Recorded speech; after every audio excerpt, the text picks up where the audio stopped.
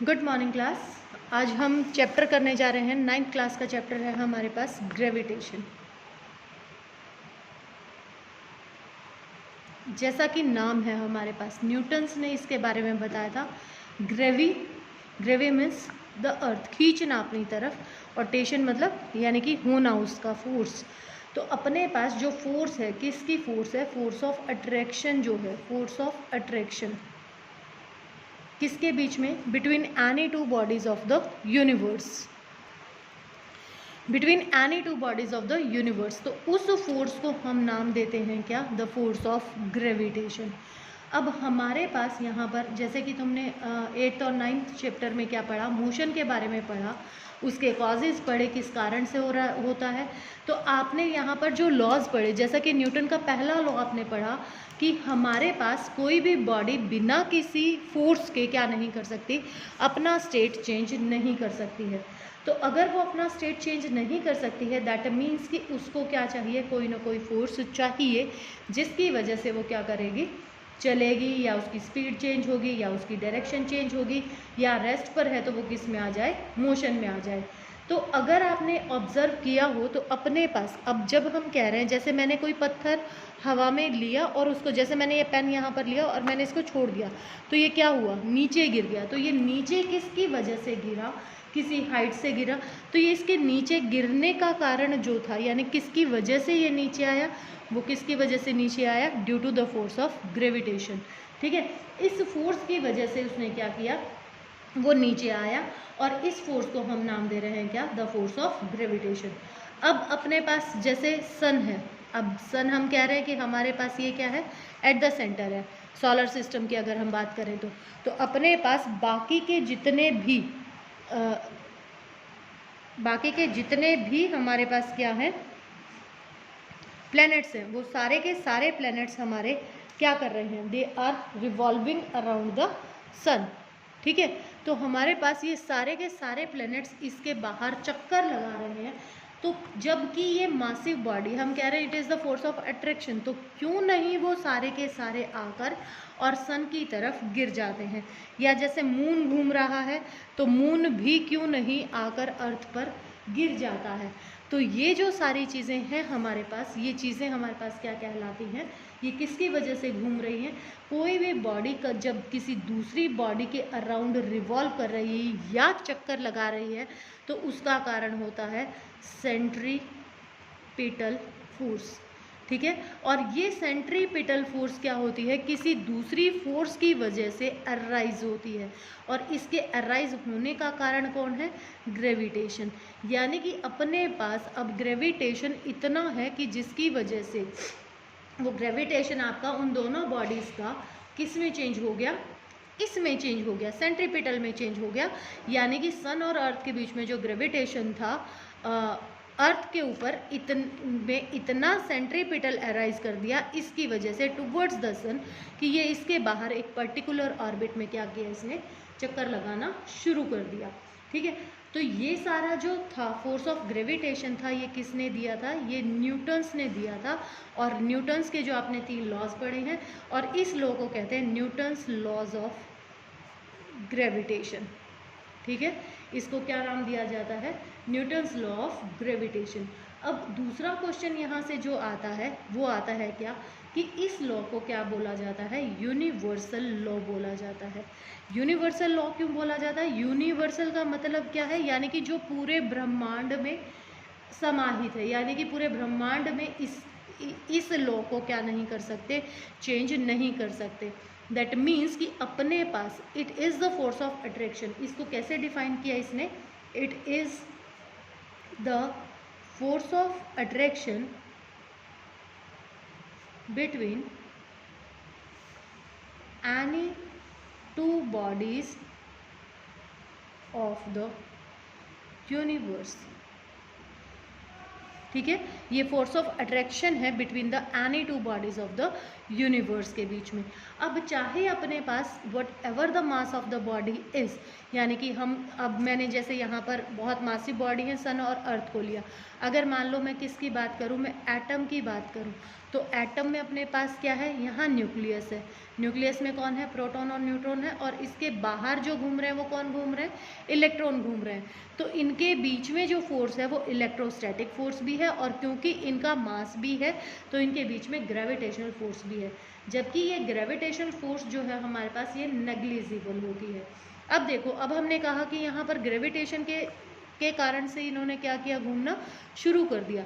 लेकिन अगर आप दो फ्रेंड्स बेंच पर बैठे हुए हैं और एक का मास आपसे ज़्यादा है तो वो दूसरा आपके अराउंड घूमने नहीं लग जाता। दैट मीन्स यहाँ पर क्या हुआ अपने पास कि अपने पास यहाँ पर आपके बीच में ग्रेविटेशन तो था, लेकिन आपका ग्रेविटेशन इतना सफिशिएंट नहीं था कि वो आपके बीच में क्या प्रोड्यूस कर पाए, सेंट्रीपिटल फोर्स अराइज कर पाए, जिससे कि दूसरी बॉडी उसके अराउंड घूमने लग जाए। तो सबसे पहले जो न्यूटन ने ये जो लॉ बनाया था, ये किसकी वजह से बनाया हुआ था कि वो एक पेड़ के नीचे बैठा था, एप्पल ट्री के नीचे बैठा हुआ था, और वो एप्पल आकर उसके सिर पर गिरा। तो उसने सोचा कि भाई ये नीचे ही क्यों आया, ये ऊपर क्यों नहीं गया। तो उसके बारे में स्टडी करके और फिर इसने इस लॉ को दिया था। तो इसने कहा कि हमारे पास यहाँ पर एक फोर्स रिस्पॉन्सिबल है, जो कि जिसके कारण से कि हमारे पास क्या हुई है, वो सेब अर्थ पर आकर गिरी थी, और उस फोर्स ऑफ अट्रैक्शन को इसने नाम दे दिया था क्या, ग्रेविटेशनल फोर्स। तो अब फिर इसने दूसरा क्या किया कि इसने एक एक्सपेरिमेंट किया कि कोई एक बच्चा है और वो थ्रेड से एक स्टोन बांधा और वो स्टोन यहाँ पर घुमा रहा था। तो अब अपने पास यहाँ से ये फोर्स लगा रहा था किस पर, इस स्टोन पर। तो ये एक सर्कुलर पाथ में इस तरीके से क्या किया, इसने घूमना शुरू कर दिया। तो अपने पास यहाँ से जो फोर्स लगा रही थी, तो वो कौन सी फोर्स, यहाँ पर अपने पास कौन सी फोर्स अराइज हुई, फिर से सेंट्रीपिटल फोर्स अराइज हुई। और सेंट्रीपिटल का मतलब क्या होता है, सेंटर सीकिंग। सेंटर सीकिंग का मतलब क्या है कि सेंटर की तरफ लगना, towards the, it acted towards the centre. तो ये सेंटर की तरफ क्या कर रही है, लग रही है ये फोर्स। ठीक है, अगर ये फोर्स एब्सेंट हो जाए, एब्सेंट होने का मतलब क्या है कि मान लो कि यहाँ से मेरे हाथ से ये थ्रेड छूट जाए at any instant of time, at any position. तो मान लो कि ये यहाँ आकर छूटा, तो ये कैसा चला जाएगा, सीधा चला जाएगा। तो जो फोर्स इसको वापस से इसको सीधा करने में मदद करती है, that is called centrifugal force.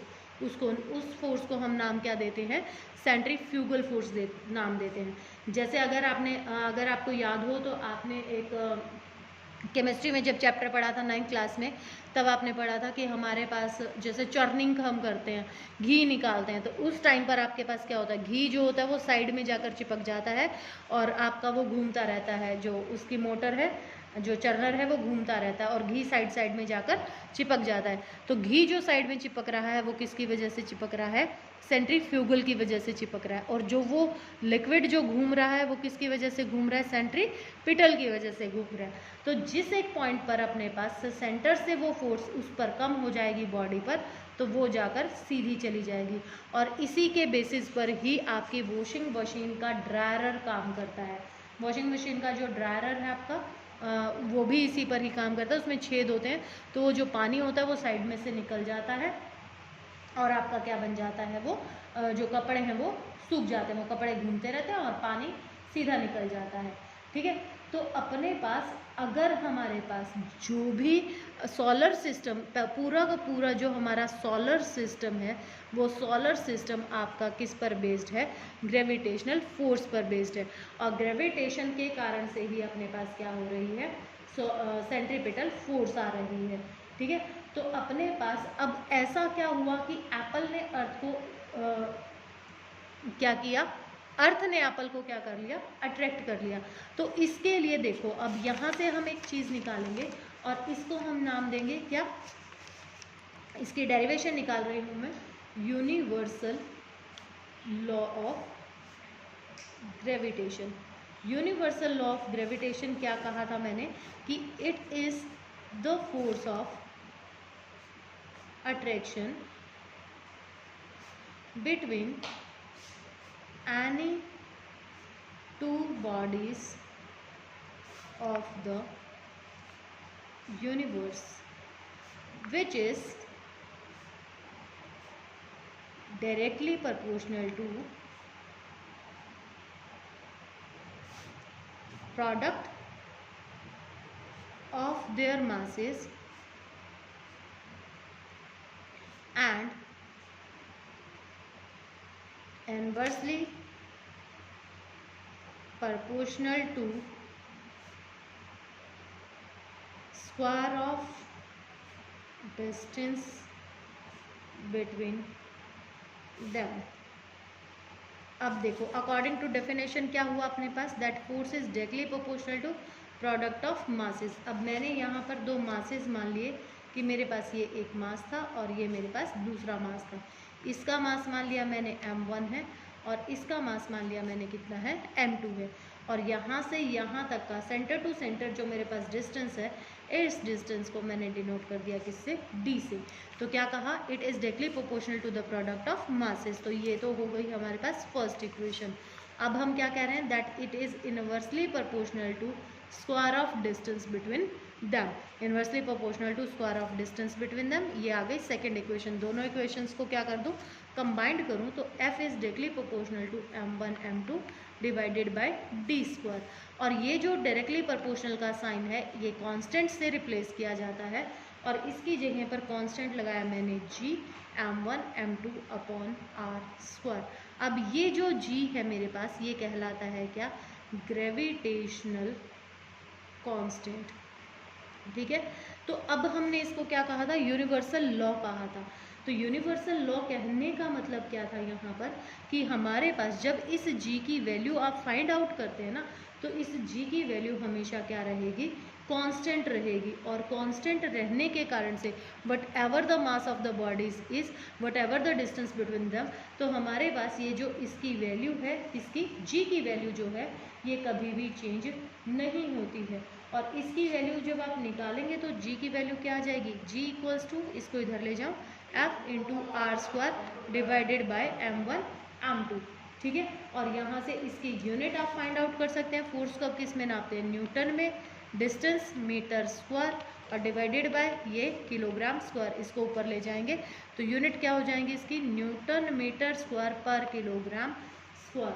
ठीक है, और इस g की वैल्यू जो निकल करके आई थी अपने पास, इस g की वैल्यू होती है g equals to 6.7 into 10⁻⁻11 newton metre square पर किलोग्राम स्क्वायर।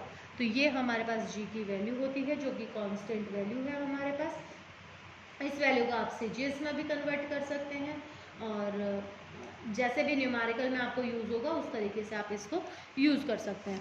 तो अब ये जो प्लैनेट्स का मैंने आपको बताया कि हमारे पास जो ये पूरा सोलर सिस्टम है हमारा, ये पूरा का पूरा सोलर सिस्टम हमारे पास क्या कर रहा है, डिपेंड कर रहा है, बेस्ड है किसके ऊपर, ग्रेविटेशनल फोर्स के ऊपर।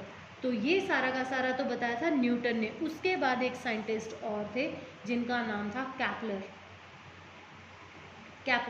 कैपलर ने भी अपनी सारी उम्र इसी पर ही लगा दी और कैपलर ने भी 3 लॉज बनाए थे। और ये 3 लॉज क्या क्या थे कि पहला तो उसने ये कहा कि प्लैनेट जो है ना अपने पास, ये सर्कुलर ऑर्बिट में नहीं घूमते, ये ऐसे इलेप्टिकल ऑर्बिट में घूमते हैं। And sun is present at the one foci. Foci का मतलब क्या है कि ये सेंटर है, यहाँ नहीं होंगे, या तो यहाँ होंगे फोकस पर या इस साइड होगा, जहाँ पर भी आप इसको क्या करना चाहें, मानना चाहें। तो मान लिया मैंने इस फोकस पर मैंने सन को मान लिया, तो ये जो एक्सिस है, ये एक्सिस छोटी है तो ये कहलाती है माइनर एक्सिस, और ये बड़ी एक्सिस है, ये एक्सिस कहलाती है मेजर एक्सिस। तो अपने पास जो प्लैनेट हैं, ये प्लैनेट अपने पास क्या करते हैं, एलिप्टिकल, जितने भी अपने पास टेरेस्ट्रियल बॉडीज़ हैं जो किसी दूसरे के अराउंड घूम रहे हैं, वो हमेशा सिर्फ और सिर्फ एलिप्टिकल ऑर्बिट्स में घूमेंगे। अगर आपको याद हो तो मैंने पीछे एक चीज़ बताई थी आपको कि सुपर मून हुआ था।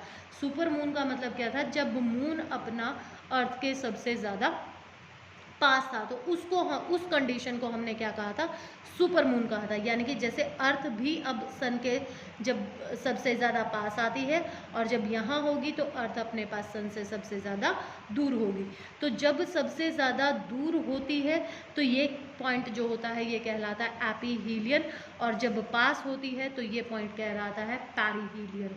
ये हम यूज़ करते हैं किसके लिए, अर्थ के लिए। और जब मून के लिए अगर बात करें, मून अर्थ के पास जब आती है तो मून अर्थ के पास जब मून आता है तो सबसे पास जो होता है वो अपने पास होता है पेरिगी। उस डिस्टेंस को हम क्या नाम देते हैं, या उस पॉइंट को हम क्या नाम देते हैं, पेरिगी नाम देते हैं।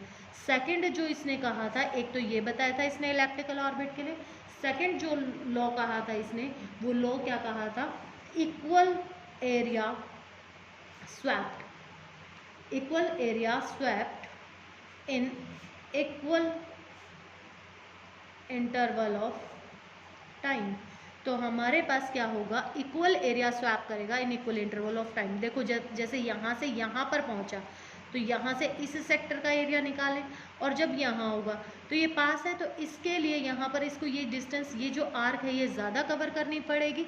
तो अपने पास जब ये पास होती है तो वेलोसिटी मान लो मैं v1 कह दूँ, यहाँ कह दूँ v2, अगर इक्वल रखना है अपने पास, तो जब ये इसके पास आएगा तो यानी कि वेलोसिटी अपने पास क्या हो जाती है, प्लैनेट्स की या किसी भी टेरेस्ट्रियल बॉडी की बढ़ जाती है।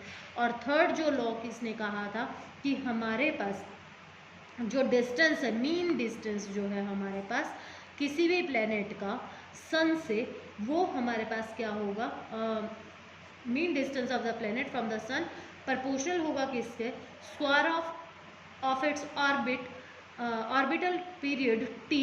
और यानी कि क्या कहा इसने अपने पास कि हमारे पास टी स्क्वायर जो है, ये टी स्क्वायर अपने पास क्या है, डायरेक्टली प्रोपोर्शनल है किसके, आर क्यूब के। R cube is directly proportional to T square. इसका मतलब क्या है यहाँ से कि हमारे पास आर क्यूब क्या है, रेडियस है। ये रेडियस चाहे अब आप ये ले लें चाहे ये ले लें, ठीक है। तो अपने पास जो रेडियस है, रेडियस का क्यूब हमेशा डायरेक्टली प्रोपोर्शनल होगा किसके, टी स्क्वायर के। जैसे सारे प्लैनेट्स का अलग अलग क्या दिया हुआ है, वैल्यूज़ दी हुई है कि हमारे पास जब सन के अराउंड प्लैनेट्स घूम रहे हैं तो मरकरी का जो रिवोल्यूशन टाइम पीरियड है वो 88 डेज़ का है। इसी तरीके से अर्थ का 365 दिन का है, और जुपिटर का तकरीबन अपने यहाँ के 11 साल पूरे हो जाएं तब उसका एक रिवोल्यूशन पूरा होता है। तो यानी कि इस फॉर्मूले से ये इनका टाइम पीरियड क्या किया गया है, कैलकुलेट किया गया है, ठीक है। तो अब अपने पास ये जो ग्रेविटेशनल लॉ हम पढ़ रहे हैं, इसकी इम्पॉर्टेंस क्या है। तो इसकी इम्पॉर्टेंस क्या है, अभी जैसे शुरुआत से मैं बोलती आ रही हूँ कि अपना पूरा सोलर सिस्टम इस पर बेस्ड है। तो जो फोर्स है अपने पास जो बाइंड करके रख रही है वो कौन सी है, अर्थ को, ग्रेविटेशनल है, ठीक है। मोशन जो मून का है अर्थ के अराउंड वो भी ग्रेविटेशन की वजह से है। मोशन जो और प्लेनेट का है सन के अराउंड वो भी इसी वजह से। और आपके समुंदर में जो टाइड्स आते हैं वो भी क्या होता है, it is due to because of the gravitational force of attraction of moon. Sun की वजह से नहीं होते, वो मून की वजह से होते हैं। जबकि सन बड़ा है तो, लेकिन डोमिनेटिंग फोर्स जो रहती है वो मून की है। मून की इसलिए है क्योंकि सन से ज़्यादा पास हमारे मून है, तो इसीलिए वहाँ पर हम किसकी कंसिड्रेशन लेते हैं, मून की कंसिड्रेशन लेते हैं। अब नेक्स्ट टॉपिक है आपका फ्री फॉल। अब ये फ्री फॉल का टॉपिक हम अगले वीडियो में करेंगे।